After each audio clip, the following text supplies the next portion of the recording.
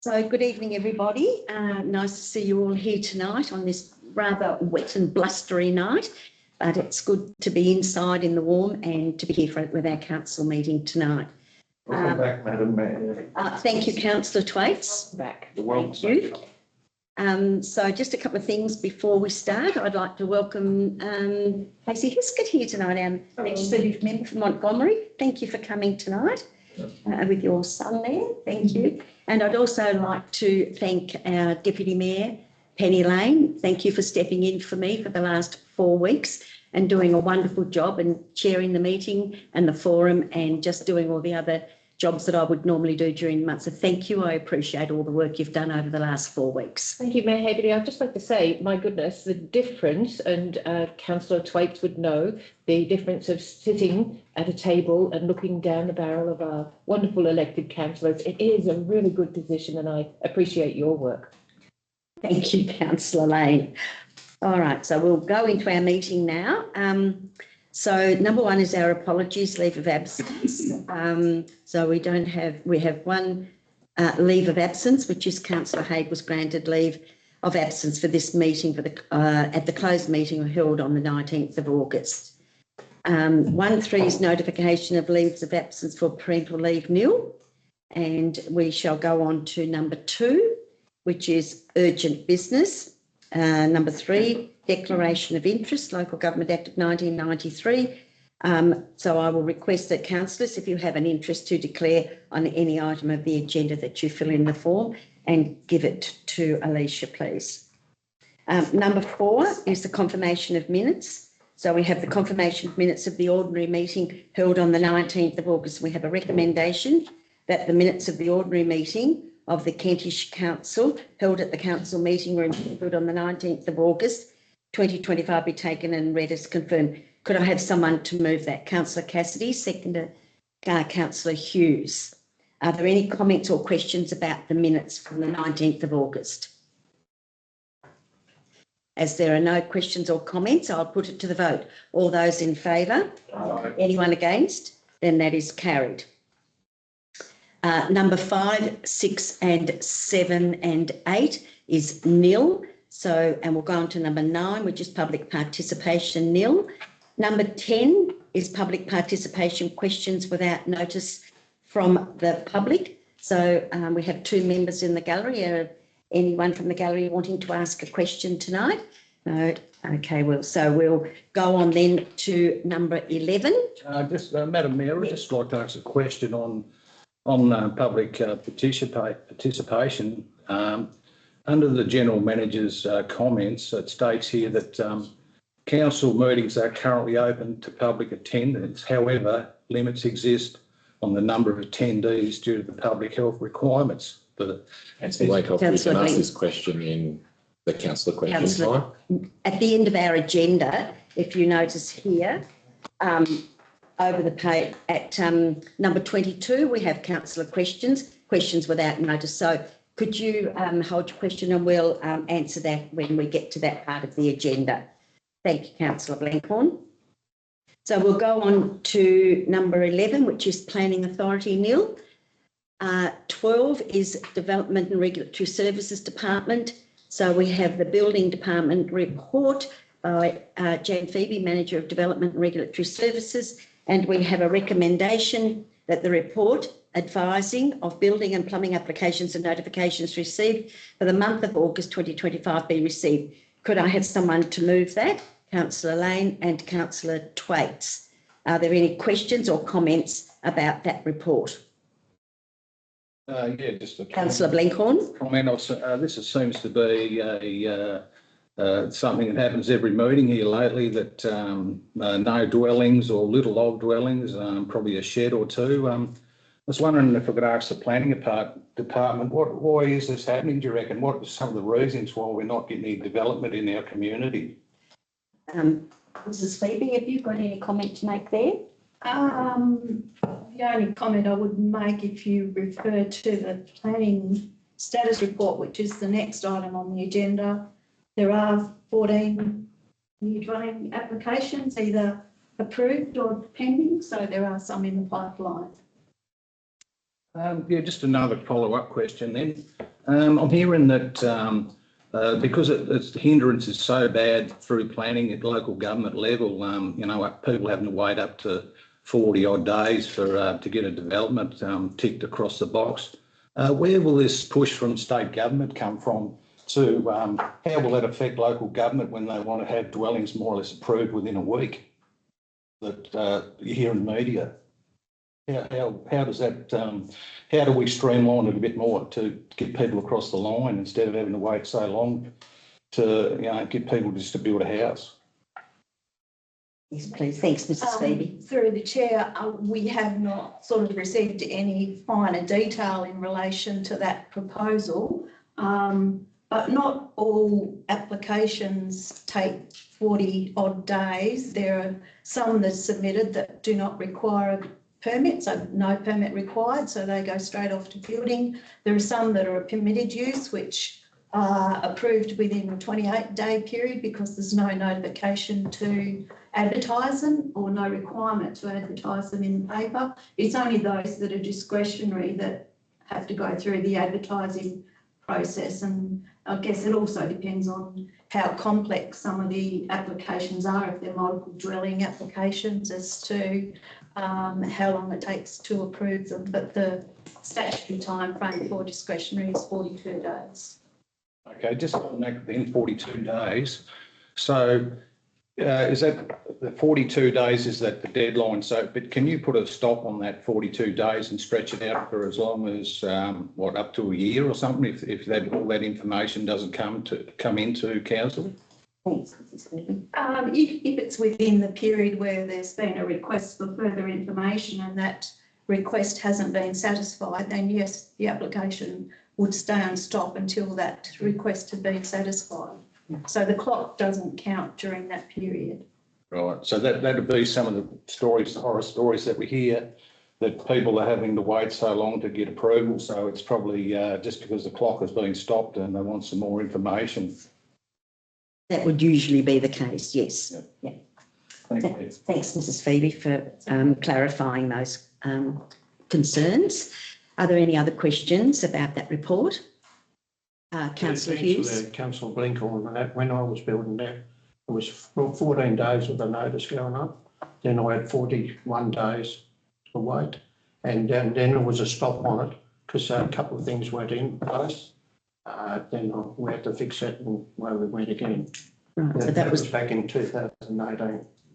And that was the normal process That was the then, normal which is what process. Mrs. Phoebe's just explained. And it was back in when I built before, I had to look at the same time as well. Good. Thank you, Councillor Hughes. All right, well, if there are no other comments or questions, I'll put it to the vote. All those in favour? Anyone against? Then that is carried. We'll go on to 12.2, which is Planning Development Application Status Report. We have a recommendation that the status report of development applications for the month of August 2024 be received. Could I have someone to move that? Councillor Richards and Councillor Dickinson. Are there any comments or questions? Councillor Richards. Just a question, but I think it's been solved. The one with Alvin Island, has it been Withdrawn. Can you explain that? Through the chair, yes. That one has been inadvertently marked as withdrawn when it should still remain pending, so that will be back on. There was an application for a different quarry at North which has been withdrawn, and that one has inadvertently been marked as withdrawn. Thank you for the question. Yeah, this is the status report that was an attachment to your agenda. Are there any other comments or questions about that status report? There's quite a few approvals that have come through there, which is good to see, and a little bit of work there pending. So you've got a bit of work on your hands there, Mrs. Phoebe. Any other questions? Well, we have a mover and a seconder, so I'll put it to the vote. All those in favour? Anyone against? Then that is carried. All right, we'll go on to 13, which is the Office of the General Manager, and we have a recommendation that the report by Veronica Schilling, CEO, Dalverton Regional Waste Management concerning Cradle Coast Waste Management Group's 25-26 annual plan and budget be received, and council notes the ongoing work of the group. Could I have someone to move that? Councillor Cassidy and Councillor Lane. Are there any comments or questions that you would like to ask about that annual plan and budget? There are 23 pages there. Councillor Twaits. Thanks.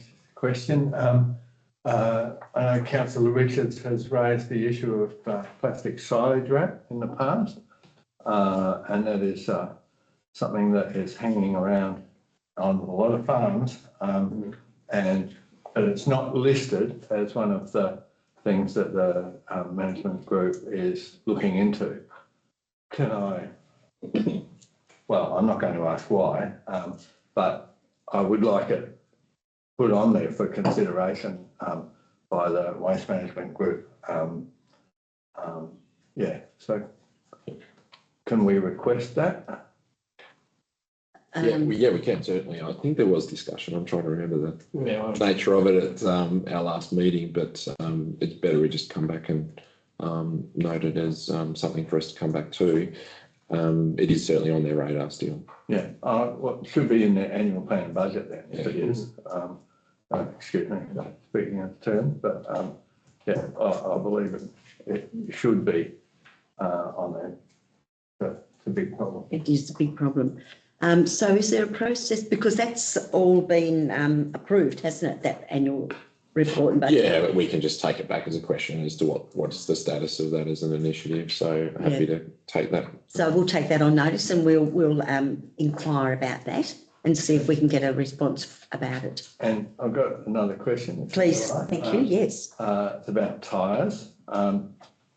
It mentions in the plan that the tyres can go to the Cement Australia kiln process. It doesn't actually say that it's happening now. So I don't know if that is the case or not. And the other thing about tyres is that a few months ago we had a community group doing roadside collections, and they had a number of tyres that were picked up, and they wanted to be able to take them to the transfer station, but we were going to charge them for it, and so they are sitting. I don't know, but I can see that there's some project now where councils can get reimbursed for tyres that they accept from community groups.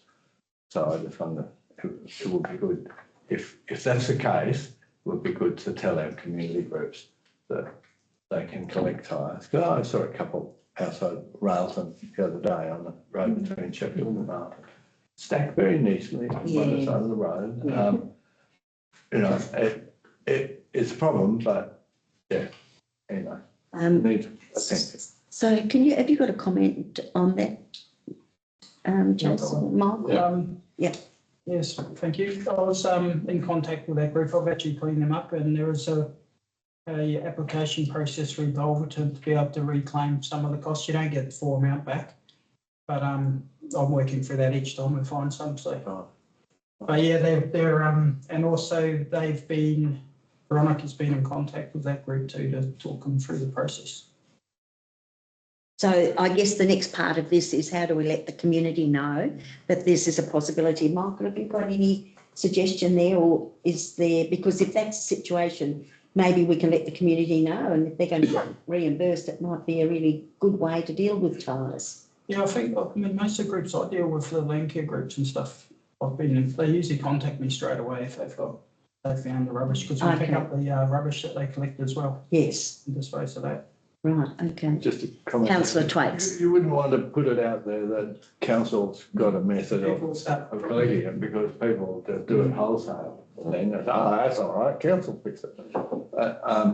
Yeah, so it'd be good for people who know how to do it and they're actually doing it, but probably not advertise it. I wouldn't go that far. Couldn't go that far. Okay, thank you, councillor Thwaites. Councillor Lane. My question is probably bouncing off that. If a community group is getting some sort of semi-compensation, and I had tyres, why wouldn't I just go and leave them nicely stacked on the edge of Railton Road, thinking, well, Cement Australia will pick them up one day and use them. How are we going to address that situation? I'd like to think that we're ahead of that game. Yes, good point, councillor Lane. So I don't know how they'll get picked up off the side of the road and where they'll go to. I'm not quite sure. Michael, would you know? For the tyres that. It's sitting nicely and neatly on the side of the road. And then you're going to report it where it's going to deal with them. Okay. At the moment. All right. Well, thank you, councillor Thwaites, for those questions on that report. Has anyone else got any comments or questions they'd like to make about the waste management, Cradle Coast waste management? Councillor Blencorn. Yeah, just on the wrap, the bale wrap. It was an interesting conversation. I was called in to see a dairy farmer on the weekend. Actually, he had a dairy cow that was down in distress on his farm, so we went and made notice of that happening. And my partner actually said that she was astounded by the amount of bale wrap that was on dairy farms, and asked me the question, what do they do with the bale wrap? And I was sort of at the understanding that there was something going to be in place, but it was a bit spasmodic. But yeah, I was amazed at the amount of bale wrap that was sits around on some of these dairy farms. It's a huge problem, and I think we need to get on top of that, being a rural council, that we can sort of help the situation out a bit. Thank you, councillor Blencorn. Has anyone got a comment they'd like to make about that? On top of Councillor Blencorn and that, there was a crowd up at Georgetown Way or Norway Way was taking the bale wrap, and apparently they folded up there. Am I correct? Yeah. And that's where the problem's coming now, because a lot of farmers now are using the bulk of bags and putting the bale wrap in, and so the cattle can't eat it. And it is a problem in that, because there's so many bales around wrapped with silage. Councillor Richards. Yeah, so I think the biggest problem with the shutdown of the other plant was, which is quite understandable, is that most of this wrap ends up fairly dirty because people feed it through the winter and it gets dirty and grit and stones. And my understanding was that was the biggest issue, trying to clean it, which I can understand that, that would be a huge problem. But it is a big problem. Like, I mean, I'm not a big user of silage. I made this comment at Darwin one day that, what I use, if you had it end to end, would go to depot and halfway back. And, I was reasonably just an average size user of silage. So you can imagine some of these bigger operations, there's just tens, hundreds of kilometres of wrap there. So as Councillor said, we've keep bringing it up at Dalverton, and hopefully somewhere that some operation may get up somewhere around the state or somewhere. So could I ask a question then? Farmers and Graziers Association, do they discuss this particular issue, and do they have a process in place that they can contact farms and put any processes in place to collect it, or make farmers aware of it? I'm not sure, to be honest. That's a good question, but I do have a council meeting coming up at the end of this month, and I'll actually bring that up there to see if those farmers will sort of get on with it as well. So. Yeah, because they would be aware of the farms around, and they'd realise that that's a big problem, and how would they be addressing it from an agriculture point of view? Yes, Michael. I've been in contact with Dolphins because there is another place called Recycle Smart that's come online in the last 2-3 months in Dalton. They're currently doing due diligence on that to make sure it won't end up like a red cycle out when failed. So there very soon could be a possibility for that stuff. I mean, they're working on it pretty hard. I haven't had no feedback since, but that was about a month ago I was last talking to them. So they are trying to work on that. Good. And as soon as there is an option, we'll be promoting it. So does that answer your question, Councillor Blencorn? Oh, yeah, well, it just highlighted to me that, how much is out there sitting around on rural properties. Good, thank you. I've actually seen some end up in the skip bin at our waste transfers. So, yeah. Councillor Twaits. Thank you. Just a comment on the annual plan and budget. I think the Cradle Coast Waste Management Group is a fantastic idea. It's run by the general managers. I was part of this group when it was run by some engineering people and some environmental health officers. The problem was that any initiatives that they wanted to undertake, they then basically had to go cap in hand to the general managers and try and get them interested in getting a budget item and all the rest of it. Now the decisions are made by the people at the top, so it works straight away. So I think it's a really good model. Right. And there's all of those what are they, services for collecting waste, getting it organised, making sure it's not just going to landfill. I think it's a terrific model and we're really well served in the northwest. Yeah. Thank you, Councillor Twaits. Yes, I see one of the headings there is the community engagement programs. So, you know, curbside and regional events, communication, food waste, regional FOGO education, Viola education contribution. So, you know, they're looking at it from that point of view, not just dealing with waste. So that's excellent. All right, any other comments or questions? Well, we do have a mover and a seconder for the report. So as there are no other further questions or comments, I'll put it to the vote. All those in favour? Aye. Anyone against? Then that is carried. So we'll go over to 13.2 and we've got the Cradle Coast Waste Management Group report, and we have a recommendation that the report by the Project Officer of Dalverton Waste Management concerning Cradle Coast Waste Management Group report Tasmanian Reuse Impact Study be received, and Council note the ongoing work of the Tasmanian Waste and Resource Recovery Board. Could I have someone to move that? Councillor Cassidy, Councillor Lane. So are there any comments or questions about that report? Councillor Cassidy. I'd just like to say through the chair that I reckon that's another really wonderful opportunity to reuse, upcycle, keep things out of landfill. It's an initiative, wonderful initiative.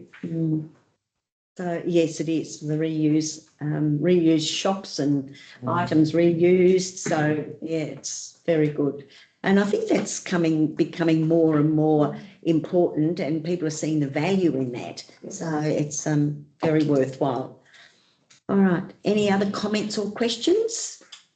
Councillor Twaits. Thank you. Just in my role as a volunteer for the local op shop, which is a great model. Yeah, the amount of stuff we keep out of landfills, you know, huge, and the problems these days, such as cheap clothing, we get new clothes in there, still got labels on it, in 2 or 3 different colours.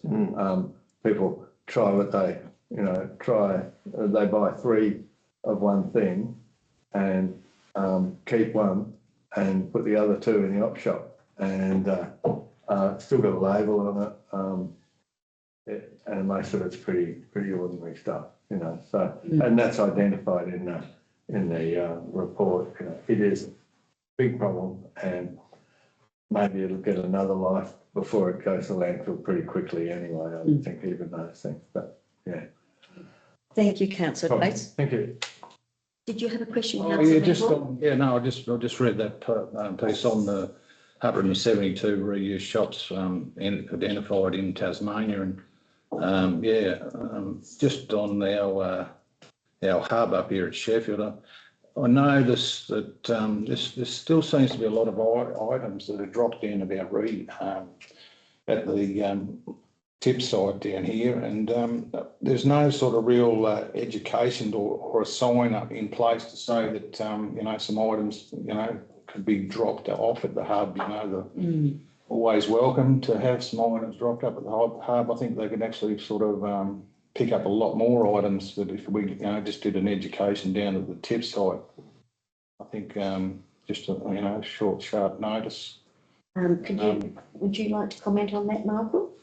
I'd probably say before we go into that one. Thank you. I guess the whole purpose of going through our waste minimisation reduction strategy is to come up with ideas like that to avoid some of these things going into the landfill. So it's certainly something as we make our way through the strategy and understand how we can reshape the way people go in and out of our waste transfer station, that we can provide those opportunities for things to be dropped off before they get to the point where it goes into that landfill space. So we certainly will be progressing down that path. And I was talking to the CEO of Devonport, and that's exactly what they've done with their waste transfer station is basically have people go through and offload resource recovery items before they get to landfill drop-off points. So it's certainly an opportunity for us. Yeah, no, I'm sort of, I know some of the funding that the hub actually donate to community groups in Sheffield and Kentish area itself. It's quite huge. It adds up to in a year. Yeah, I think there's opportunity for more education. Some of the items that I've seen that get disposed of are down at the waste transfer station. Certainly a lot of things are getting dropped off at the hub, and I admire the volunteers up there for the work that they do, because if you've seen the area at the back of the hub, Councillor Twaits understands this more than anybody, it is absolutely chock-a-block there, and they have to wade through it all to see what's valuable, what can go into the shop, what can go to another centre or somewhere else. But not necessarily shop landfill. I think there's a whole different process that all the things go through. Is that right, Councillor Twaits? Yes. There's a lot of decisions that need to be made. Has this item reached end of life? Or do we try and stretch it out a bit longer? So safety is one thing, and the other thing is a lot of people don't want to look at a whole fleet of stuff that is on its last legs. They'd rather look at something where there's a positive. So sometimes hard decisions have got to be made, and if you see it at the transfer station, somebody's got to make a decision. But if there's life left in it, then it should go to looked at, be recycled or sell it second hand or Thank you, Madam. Thanks, Councillor Twaits. All right, Councillor Hughes. Yeah, I totally agree with Councillor Twaits on that. I have myself volunteered at the hub and that, and over the period, and people bring soiled clothes in, baby clothes, and that there, and some of it, You've just got to throw it out. You've just got to throw it out, and if you can educate people, to give it a wash before they bring it in. Well, that's why we've got such wonderful volunteers up there, because they have to sort all that out and make the decisions, as Councillor Twaits just explained. Good. Are there any other comments or questions? And we have a mover and a seconder, so I'll put it to the vote. All those in favour? Aye. Anyone against? Then that is carried. So we shall go on to 14 now, which is Corporate and Business Services Department, and we have the finance report for August 2025, and we have the authorising manager of Cameron Parsons. So there's a recommendation that the financial report for the period ending August 25, as provided by the team leader of finance, be received. Could I have someone to move that? Councillor Richards, Councillor Hughes. So I shall open it up for comments or questions. Or Cameron, have you got any comments you'd like to make? Neil? Right. Councillors, has anyone got anything that they would like to ask about the financial report? Councillor Twaits. Just a comment. I think I'm right by saying that the annual audit report's been in on Yes. time. That and all the rest of it. weekend by the 14th of August, yes. Well, congratulations to our finance team, well done. Yeah, I'll second that, And councillor assets. Twaits. And assets, And that's it. Yeah. So big joint effort. finance and assets, so thank you to the finance department, thank you, Jonathan, as far as the assets team, and certainly to Andrew as well and the finance team. All right, no other comments or questions? Then we do have a recommendation and a mover and a seconder, so I'll put it to the vote. All those in favour? Anyone against? Then that is carried. So we go on to 15 now, Infrastructure and Assets Department nil, Operations Department nil. So 17 is information at the council forum. We have a recommendation that information on topics discussed at the 19th of August and 2nd of September council forums be received. Could I have someone to move that? Councillor Lane, Councillor Richards.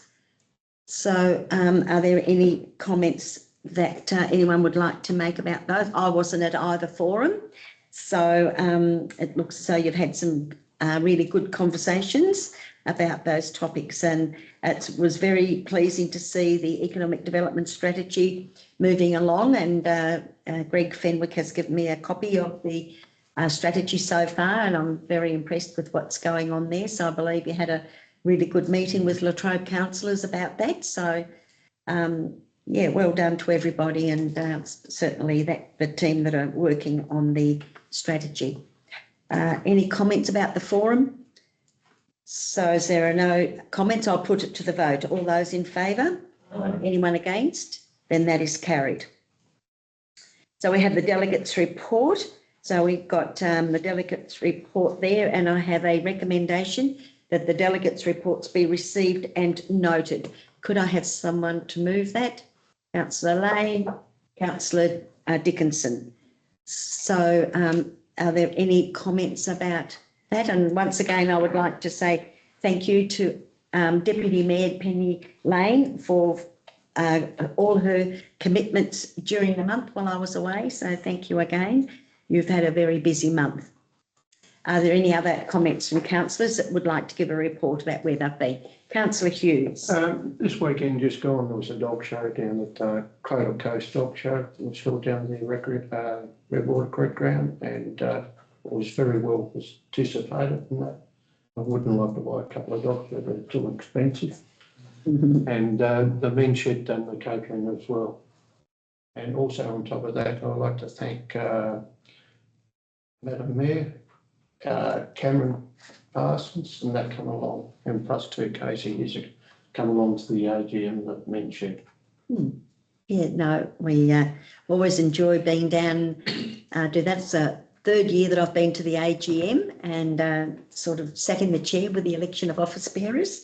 So it's always, they're a really lovely group of men down there. And as I said while I was introducing the election of office bearers, that they've got such a wide range of skills. They've come from very widespread careers, and so they've got a lot to offer and to help one another and display their skills in all the sorts of things you're doing. But it's the connection with the community I think's really valuable. So thank you for that, Councillor Hughes. And plus two, we got a new president as well. Yes, Peter Morris is now the new president, so he'll do a great job. Yeah. And congratulations on your involvement as secretary and president over the years. So you've made a really a wonderful commitment to the men's shed, and you're still involved on the committee. So well done. Yep. And to correct the number of members, we have got 43. Oh, 43. Yeah, and there is about 7 or 8 are on the mainland at present, so they'll be back and we'll get the money out of their pockets. No, it's fantastic to see the men's shed. And it's not only in Shed, I mean, it's all around Australia, really, the men's sheds, aren't they? But it seems to be that Kentish is doing very well. In Tasmania, there's 74 sheds at present, but there is another one coming online. It is a lot. Obviously, there's a need. There is a need for it, and it's good for the elderly people and that, or anyone, members, the men and that to come along because they need health and well-being, and they come on the ship with the others. They do. And it's old school. You can Stir the crap all. You can stir each other Just up. stir each other up and have a bit of friendly banter. Yeah. All right, thank you, Councillor Hughes. Councillor Twaits. Thank you. Just a little report on Mount Roland Landcare. In the last month, I've had 2 weeding days, and with around 24 people attending each of those days. We've had 2 tree planting days as well, and so 440 trees have gone in, and another 2 tree planting days are planned before the end of spring, and we've got the annual meeting of the Landcare Group on Sunday in a week's time. Yes, Sunday the 28th, So, 27th, the 28th. Yeah, so, and will be a good thing. It's not your average annual meeting. So there's some terrific presentations planned for that, and it's well worth coming on, seeing what's going on. Yes, I usually attend the AGM for the Mount Roland Landcare, so I'll come along on that Sunday afternoon. So that'll be. You'll be very welcome. Yeah, thank you. Yeah, it's really good. A very committed group of people there too that just love the environment and want to see and want to look after the environment in our area here. So, Councillor Richards. Yeah, just a comment. I just thought of with the weeds. Now that foxglove been sort of identified as a undesirable weed, I mean, should we as a council maybe work with the Landcare to put some sort of a to try and work out some sort of implementation to try and attack it? Councillor Twaits, might get you to have a think about that, because I know the Mount Roland Landcare are really addressing that, but probably particularly that area. But it's a bigger problem. Thank you, Madam Mayor. It's a bigger problem than Mount Roland Landcare can manage on their own. Yes. And partners, landowners, no, we're happy to work. And foxgloves aren't the only weed that we're trying to manage as well. So, but there is another foxglove weeding day to be held in the near future anyway, next month. So, yeah, and there's a lot of landowners who just aren't doing enough, yeah, so it is a problem, but it's on private land, and yeah, I think there's not many on council-owned land. I think we're doing our bit for that. Yeah, I don't know. It's a bigger problem than I can manage. Yeah. I guess while you were just saying all that, I'm just wondering where the state government will come into this as far as the environment, because I know they've declared it as a weed, and so what are the processes that do they put in to see that it's stopped in one way? I'm not quite sure of whatever. I know Casey Hiscott's over there and listening to our conversation, so I'm not sure, just listening and take it on board, and maybe there's some conversation we might be able to have with you at some time, because it needs to be addressed, and how you can have these discussions with private landowners to give them some sort of support. But it really is looks lovely. It's a really pretty weed, but it's a menace, and it needs to be stopped in some way. So I'm just wondering what the state government are doing to eradicate that. Sorry, the other one that we could sort of approach is NRM through CCA and understand whether it's on their radar as well. Yeah. Because what I think it needs is approached by the private landowners, groups like Landcare, but also state government, because if you look at the Wilmot River system, which is most of it is state forest, I mean, it's just littered the other side of the river, back to 30, 40, 50 metres even, and it's getting further because the birds are spreading and whatever. So it's a fairly big strategy, I think, that's needed by all levels actually to come up with some sort of a plan how they're going to go forward. Because, I mean, I know I've got a landowner next to me that backs on land, and he's spent about $10,000 a year to try and contain it on his land, but there's thousands of acres he backs onto that have nothing done. Yeah. Madam Mayor, I should say about Mount Roland Landcare's foxglove program, we're trying to keep it out of the Mount Roland Regional Reserve. That's our goal. Yeah. To do that, and so anywhere that it's in that vicinity, approaching that's our major focus. Right. Yes, thank you for that. All right. Any other delegates' reports? Councillor Richards. Not really a report, just a comments on the last 2 weekends. I think Wilmot was alive Saturday week ago. The market, the car exhibitions and swaps, and it was a really big day that day, people day as well. And then Saturday night, we also held a very successful yarns event. So I just congratulate all those groups that were involved in our community to put those things on. Good. Thank you, I have to say that I think you've missed your calling, Councillor Richards. You played the part on the skit on Saturday night very admirably, so well done. I think you've missed your calling as an actor. Well done. It was a great night Saturday night, and it was lovely to hear all the tales of Wilmot, so it was very good. Councillor Lane was there too, so we had a really enjoyable evening, and lovely to see the people that were there. They'd come from far and wide, and beautiful supper at the end of it all. So Wilmot at its best again in the market the week before. Anyone else got a delegate's report? All right, well, we have a mover and a seconder, so I'll put it to the vote. All those in favour? Anyone against? Then that is carried. 17.3, we've got the council decision status report. Recommendation that the August 2025 status report of open council meeting decisions be received. Could I have someone to move that? Councillor Lane, Councillor Hughes. Are there any comments about that the status report?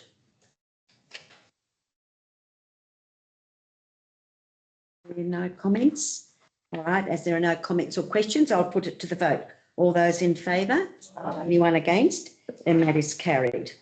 So we'll go on to 17.4, which is the Sheffield Community Information Evening Notes. A recommendation that the notes of the Sheffield Community Information Evening held on the 28th of August 2025 be received. Could I have someone to move that? Councillor Hughes, Councillor Lane.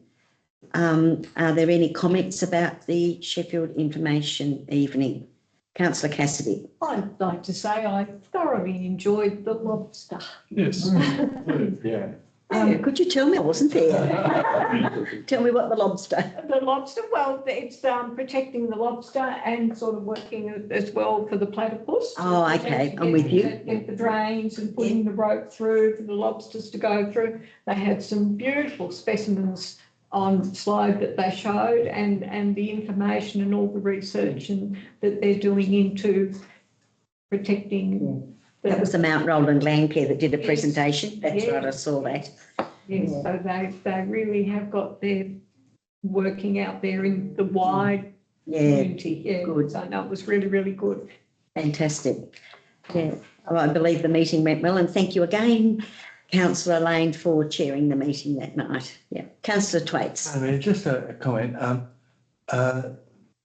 In the minutes of that, or the notes rather, from that meeting, there's a comment. One of the people attending said that the metal collection area was untidy and unsafe, with loose screws, etc., on the ground. Yes. And recommended that a skip be placed there for those small bits.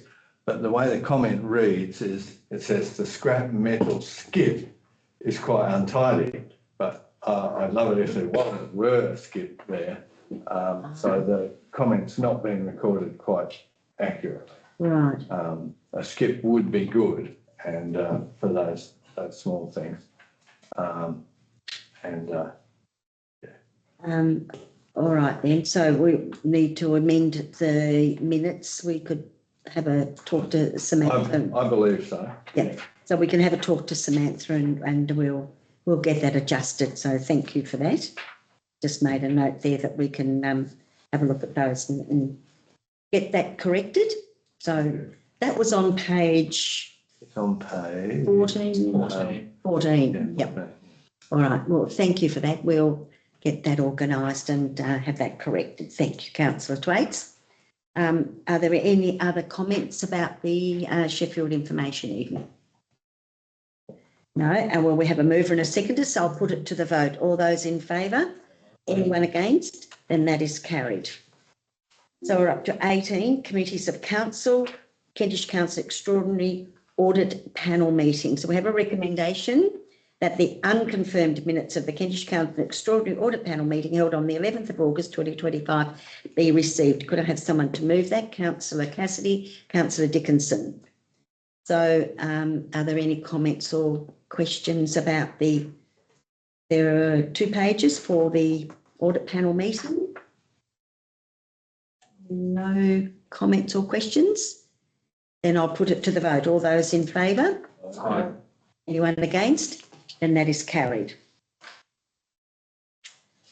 So we will now go on to 18.2, community grants round 2. We have a recommendation that the unconfirmed minutes of the Kentish Council's community grants meeting held on the 21st of August 2025 and the 1st of September 2025 be received, and that Council approve the following grants amounting to $5,000 from round 2 of the 25-26 community grant budget, and there's a list there. So to the Lions Club of Kentish and to the Inda Creative Studios. Could I have... Madam Mayor, I think I should leave the room for this. I read this and I didn't twig. Oh, Councillor Notice, right. I'm in the Lions Club. yes, you are in the Lions Club. Thank you. But I haven't filled in a. Do we have any forms there, Alicia? And maybe as Councillor Twaits leaves the room for a conflict of interest, you might fill it in while you're out. Good. Thank you, Councillor Twaits, for acknowledging that. Councillor Lane. And I am also You're a Lions. I am also a Lion, but I am not an office holder, holder of office position. I recommended that at the meeting that I was a Lion, and I also left for that decision. Or I abstained with Michelle Dutton's direction. Just exit. Exit Just anyway. excuse yourself, yeah. Sorry about your knee. Yes, sorry to be difficult for Thank you. you. Did you give one to Don? So I'd like to acknowledge that Councillor Twait and Councillor Lane are leaving the room as a conflict of interest for this particular recommendation, as they are members of the Lions Club of Kentish. So we do have a recommendation, 2,500 to the Lions Club and to Inda Creative Studios. Any comments or questions? I'm quite pleased to see this 2,500 was donated to the breakfast, the Lions breakfast. Yes. And I was talking to Jan, I was going to call her Lockwood, Jan Croswell the other day, and the kids at school are very well happy. Oh, they're very happy. And over the period of time, over the years, the kids have been coming to school without breakfast. Yes. And I think this is one of the best things they've ever done for not only for Kentish, Sheffield, also for Railton, yes. And I think Wilmot as well. Wilmot. Yep, they're getting it.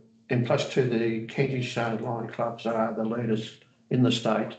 So I notice the government's come on board now. Yeah, I was just about to say that the state government are really encouraging the breakfast and putting money in for breakfast, so that's really good. I need a mover and a seconder for this, so I could have someone to Councillor Richards and Councillor Hughes. So on that funding for the Kentish Lions Club for breakfast clubs at primary school. I'm at the understanding that the state government is forking some large capital out with for breakfast school programs.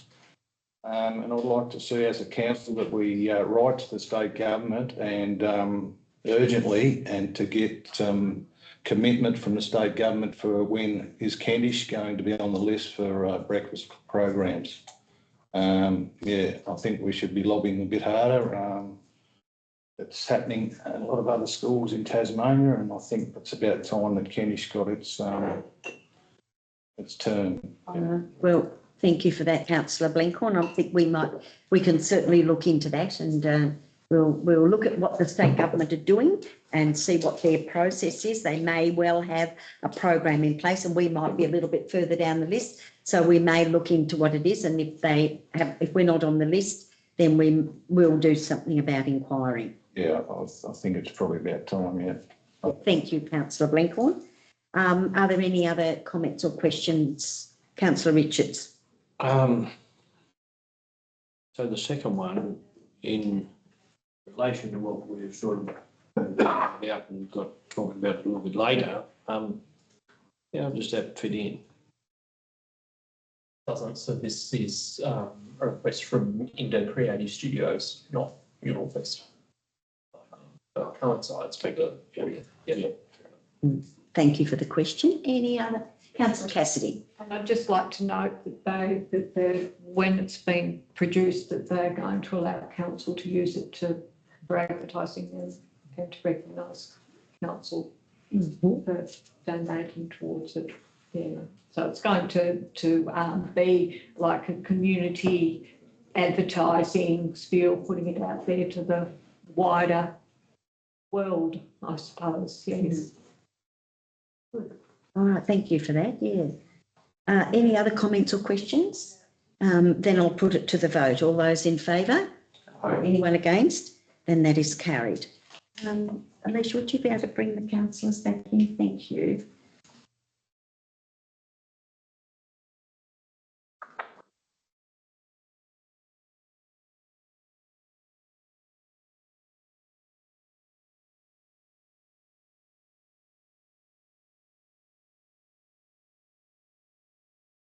Right. Thank you. Thank you. Thank you for declaring that conflict of interest. So we shall move on to 18.3, which is a Railton Neighbourhood Centre and Hall Special Committee. And the recommendation is that the unconfirmed minutes of the Railton Neighbourhood Centre and Hall Special Committee annual general meeting held on the 21st of August be received, and that Kentish Council appoints the following committee to the Railton Neighbourhood Centre and Halls Special Committee. Chairperson Dot McNabb, Vice Chairperson Trudy Wells, Secretary Heather Isel and Treasurer Janine Pope, and committee members with Julie Marshall, Christine Russell, Gay Beveridge, Jackie Gillespie, Simon Airy, Diane Sharp and Scott Duncan. Councillors Rodney Blenkhorn and Linda Cassidy, and ex officio Kentish Council Manager. So once again, we have a recommendation here. There's not a conflict of interest for this one, is there, with Councillor Blenkhorn and Councillor Cassidy? Because it's only the councillors that are on this committee. Yeah, no, that's just one. Yeah. That's not a conflict of interest, so that's just nominating you as council reps on that committee. Are there any comments we need a mover and a seconder. Can I have someone to move it? Councillor Cassidy, Councillor Richards. All right, any comments, Councillor Blenkhorn? Yeah, just on the committee, it's good. Just want to pay tribute to Diane Sharp. I think she was been there for close on 8 years. And the amount of hours that she would have been put in over that journey would be quite astounding, I think, if you added them up. Yeah, I'd like to, if we could just write a short note to Diane, thanking her for a role down there, because it's one of them roles that is hard to get people to put the hand up for. The secretary role is very scary. That word is very scary when it comes to committees. Been there, done that. And yeah, but there was a good turnout to the AGM, and it was great that we have Heather Isel has put a hand up to become the secretary down there, and yeah, so it's good to see that Heather has come to the party, which is that's good. I did see her name there, and I thought, she's done, because her role on the Kentish Voice will be finishing at the end of the year, so that will free her up to put a bit more time into the Railton area, which is great. Yeah, I think another positive that's come out of it too, like it's hard fronting up. Look, I think we've had agreement that we'll have 2 monthly meetings down there, which, it takes a little bit off, turning up for meetings and that. So it can add up time frames, and things are running that smoothly down there now that there's hardly any issues, and the 2 monthly meetings have been working well. Wonderful. I think that sort of takes a bit of the pressure off the committee, and I think that's positive. That'll wonderful keep it going for a long And time.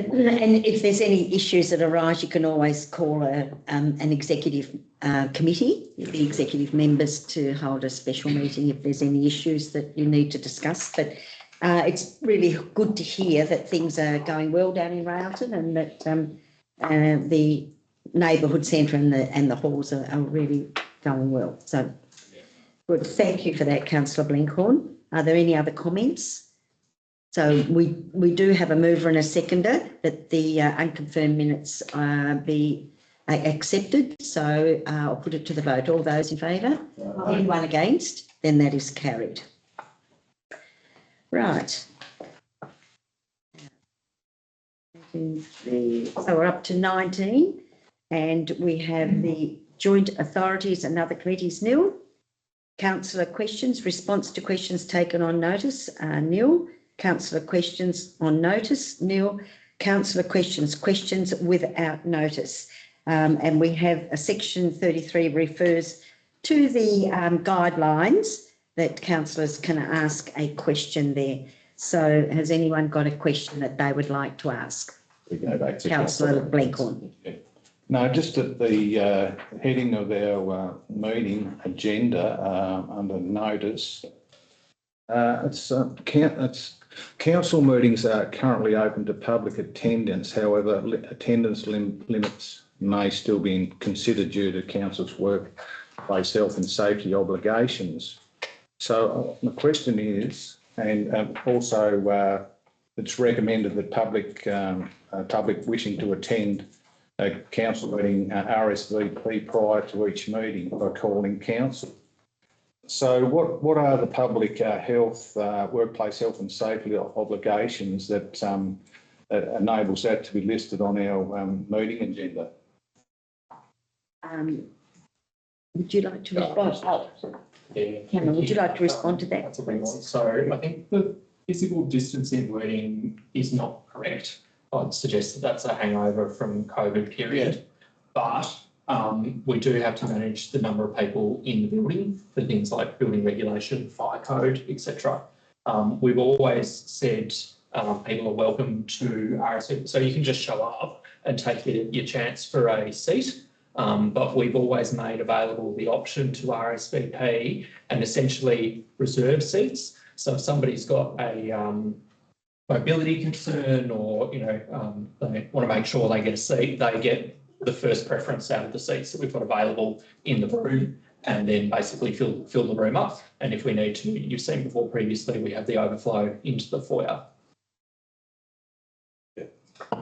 No, that's fine. Yeah, it's just the physical distancing that sort of Sticks out. Sticks out. Like I don't know. Do we need that still? No, we can reword that, but yeah, there are still those safety limitations, but physical distancing wording is probably not correct.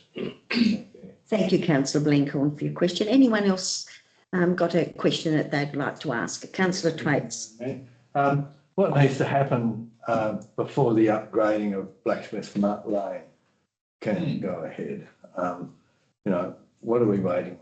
What are we waiting on? Well, Yep, so that's still, Cameron. through the chair, that's still going through a property settlement process.